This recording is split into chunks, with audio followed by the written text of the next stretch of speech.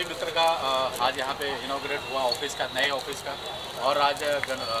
गणेश चतुर्थी भी है, खास करके पार्लियामेंट में भी बहुत जोर शोर से आज का दिन मनाया गया और यहाँ मुंबई मित्र भी मना रहा है। क्या कुछ कहना चाहेंगे इस शुभ अवसर पर? पहले तो गणपति के शुभ मुहूर्त पे पहले दिन के आगमन के उपलक्ष्य में सभी देशवासियों को मैं शुभेच्छा देता हूँ। आज हमारे मित्र श्री अभिजीत राणे का एक नए ऑफिस का उद्घाटन भी यहाँ पर आज संपन्न हुआ। धड़क कामगार महासंघ यूनियन जो पिछले कई वर्षों से, यानी मैं जानता हूँ पिछले करीबन 15-20 वर्षों से लगातार, और अपना एक अखबार जो है मुंबई मित्र, जो मित्र इस नाते ने मुंबई का मित्र, मुंबई की कोने कोने की खबर, चाहे वो झुग्गी झोपड़पट्टी हो, नगर हो, शहर की खबर हो, फिर मिल मजदूरों का विषय हो, कामगारों का विषय हो, पुलिस का विषय हो, अलग अलग विषयों को लेके सच्ची जानकारी देना, ये मुंबई मित्र का काम आज नहीं बल्कि कई सारे सालों से चल रहा है। और आज इसके लिए एक नया कार्यालय का उद्घाटन यहाँ पर हुआ। मुंबई में हम सब जानते हैं कि कामगारों की यूनियन बनाना बहुत चैलेंजिंग होता है, यह बहुत ही चुनौतीपूर्ण ऐसा काम होता है। और मज़दूरों की यूनियन बनाने के पश्चात मज़दूरों को न्याय देने के लिए, उनके ऊपर होने वाले अन्याय के लिए या फिर उनकी समस्याओं को उजागर करने के लिए, उनको प्रश्नों को सीधे तरीके से सरकार की तरफ लेके जाते हुए सरकार के माध्यम से उन्हें न्याय दिलाने के लिए, चाहे वो टैक्सी ड्राइवर हो, रिक्शा ड्राइवर हो, कंपनी में काम करने वाला छोटा कर्मचारी वर्ग हो, या फिर अलग उठते हुए आधुनिक तरीके से अपनी शहर की, बल्कि अपने मुंबई की और पूरे भारत भर की महिलाएं उद्योजक इस नाते आगे आती है, अलग अलग क्षेत्रों में प्रभावित करती है, और उन्हें भी समान संधि देने के लिए, समान मौका देने के लिए प्रयत्नपूर्वक काम करने वाले अभिजीत राणे जी ने आज एक नया ऑफिस का यहाँ पर उद्घाटन किया है। मैं उनको भी शुभेच्छा देता हूँ। धड़क कामगार यूनियन जो पिछले सारे सालों से ये छोटे छोटे वर्ग को न्याय देने की परिभाषा को समझता है, और ये इसके साथ साथ मुंबई मित्र, यानी दोनों अगर हम देखें तो जनता के लिए लगातार अपने मन में, अपने दिल में सोचते हुए काम करना, छोटे वर्ग से लेके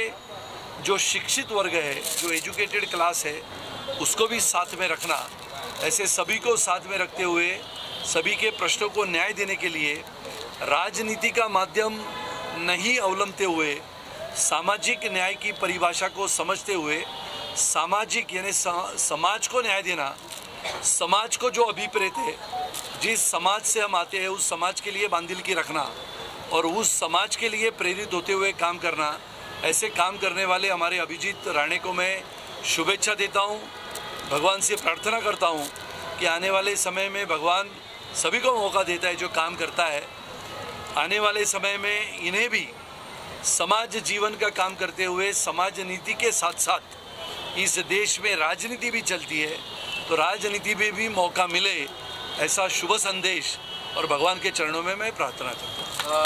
अनेक वर्षों से धड़क कामगार यूनियन जगहों जगहों पर अपना एक फुटस्टेप डालते आ रहा है, और निश्चित तौर पर हमारी एक महिलाओं की एक विंग है जो महिलाओं को प्रमोट अभी करने वाली है, जो अपने हाथ पर काम करने वाली जो महिलाएं हैं, ख़ास करके हमारी चैताली चटर्जी यहाँ पर है। उनके लीडरशिप में बहुत से लगभग महिलाएं आज यहाँ पर आई हैं, और ये शुरुआत है। यूनियन की एक यूनिट है ये हमारी, लगभग 7-8 लाख वर्कर्स को नेतृत्व देने वाली धड़क कामगार यूनियन, उसकी टीम, हमारे अखबार, बहुत, ये पूरा परिवार है हमारा। और मुझे विश्वास है कि हमारे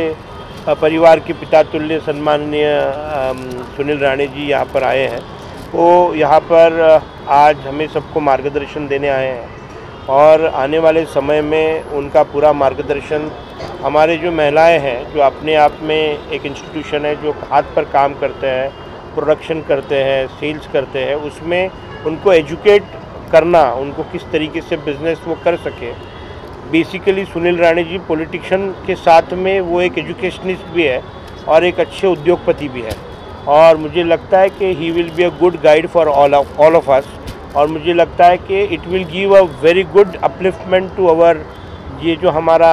जो ये यूनिट है, ये यूनिट को वो बहुत अच्छे से अपलिफ्ट करेगा। मैं चाहूँगा इस मौके पे Chaitali you speak something and tell something about our this particular unit, and then I will speak again. So हमारा जो यूनिट का नाम है Dhadak women empowerment association, which is under guidance of Abhijit जी,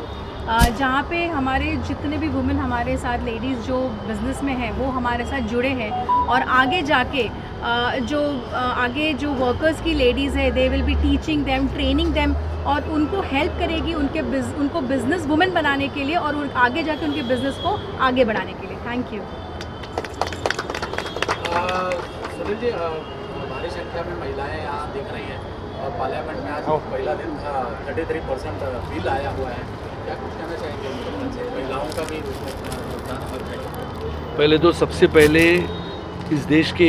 यशस्वी प्रधानमंत्री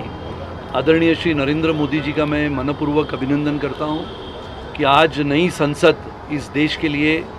पहला दिन उसका शुरुआत हुई है, उसका उद्घाटन हुआ है।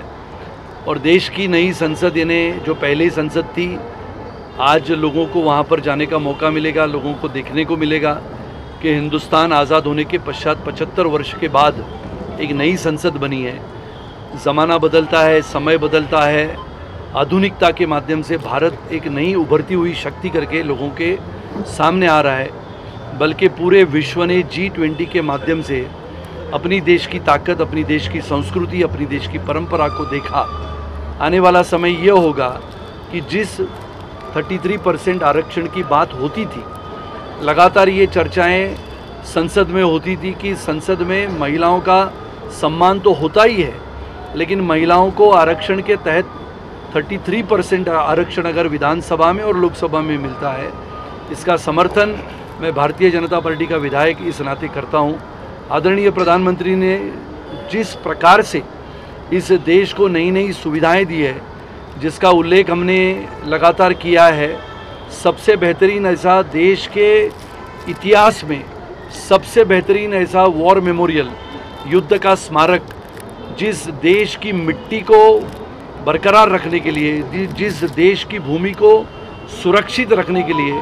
अपने प्राणों का बलिदान करने वाला अपना सैनिक जब शहीद होता है, तो शहीद के परिवार के साथ ये पूरा देश खड़ा है और उसकी याद कभी मिटती नहीं है। इसके लिए उसकी यादों के सम्मान में सबसे बेहतरीन ऐसा वॉर मेमोरियल इस देश में बनाया गया। आधुनिकता की बातें जितनी कही उतनी कम है, और इसके लिए आदरणीय प्रधानमंत्री जी ने आज जो नई संसद दी है, वैसे तो संसद हम कहते हैं कि ये लोकशाही का सर्वोच्च मंदिर माना जाता है, और लोकशाही के इस सर्वोच्च मंदिर में पहले बार आदरणीय प्रधानमंत्री जी का भाषण हम सब ने सुना। तो ये देश ताकतवर कैसे बने, ये देश शक्तिशाली कैसे बने, ये देश का गरीब अगर अनाज अपने घर तक पहुंचाने के प्रयास में रहता है, तो कोरोना काल में 85 करोड़ की जनता को अनाज देने वाले आदरणीय प्रधानमंत्री जी की बहुत सारी योजनाएं गरीब जनता तक पहुंचाने के लिए जो प्रश्न आते हैं वो संसद में उठाने के लिए, ऐसे अनेक कामों से इस देश को आधुनिकता से आगे बढ़ाने वाले आदरणीय प्रधानमंत्री जी को हम सारे भारतीयों की ओर से मैं आज लाख लाख शुभेच्छा देता हूँ। सर, आज गणपति है, बहुत सारे लोग नहीं अटेंड कर पाए इसको, बहुत सारे लोगों के घर में गणपति होगा, क्या शुभेच्छा देना चाहिए? नहीं, निश्चित तौर पर गणेश उत्सव की आप सभी लोगों को बहुत बहुत शुभकामनाएं। आज हमने यहाँ पर हमारे कार्यालय का यहाँ पर आज ओपनिंग किया हुआ है सुनील राणे जी के हाथ से, और हमारे लोग यहाँ पर आएंगे, आज से वो सुविधा लेनी शुरू करेंगे, और निश्चित तौर पर मुझे विश्वास है कि ज़्यादा से ज़्यादा लोग हमारे साथ जुड़ के उसका फ़ायदा उठाएंगे।